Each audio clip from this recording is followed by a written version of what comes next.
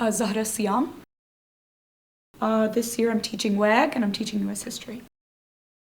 Oh, that's a big question, but ultimately I just feel like I would love school and I want to be like a professional student, and I think teaching is kind of like a way to do that because every day is different, every class is different, every group is different. Like I'm learning and having conversations about the things that I'm interested in. So with that, and I like adolescents. I don't want to work with like in an office all day with boring adults. So I like the conversations. I like pop culture. I like all of these kinds of discussions and things. So yeah, but I like hanging out with younger, interesting, dynamic people.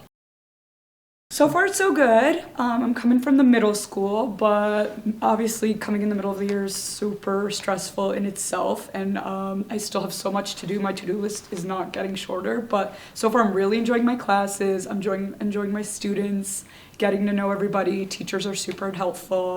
The staff is really lovely. So far, so good, but I'm taking it day by day right now. I taught at middle school for 10 years. In some ways, there's some similarities, but ultimately, it's completely like different in terms of like how the students are. I would say that's the big thing.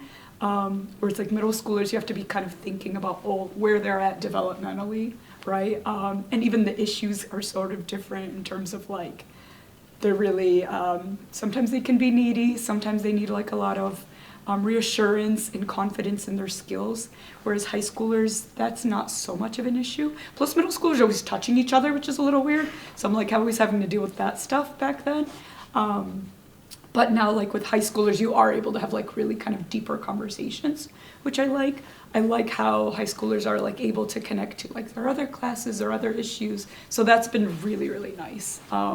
But less like drama, I would say, like in terms of yeah, like with middle schoolers, I would literally have kids that would be like coming up to me like, please, like think about seating arrangement with my crush, and then that crush like 2 weeks later they would break up, and then they like, can you move me away from them? So I'm like, this, yeah, just even that's just a little like taste of like what it is. But I actually miss my middle school babies, and I love middle school too. But I started in high school, so I wanted to always come back to high school. So yeah.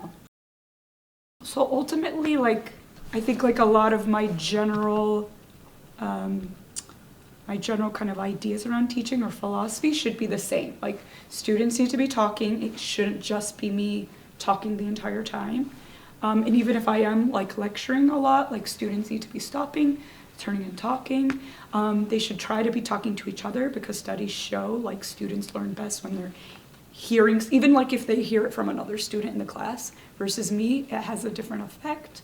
I try to incorporate games and little activities at least like once a week because I do think like young people need to move around just like all of us. We get bored and we need that stimulation. So even just like thinking developmentally where it's going on, but over time, also younger people have changed. Like the way I was a student when I was in high school is different, right? In terms of technology, in terms of COVID, all of these things have changed students. So with thinking about that, like how can I like circumvent those kinds of issues has been like something on my mind, and like again keeping me like adapting. So with thinking about how do I can get students engaged, how can they be working, how can they be talking, how can they be moving, that's really I think really kind of important, trying to like ultimately understand who the student is, what are their issues, what are their obstacles, and ultimately like what they need to do.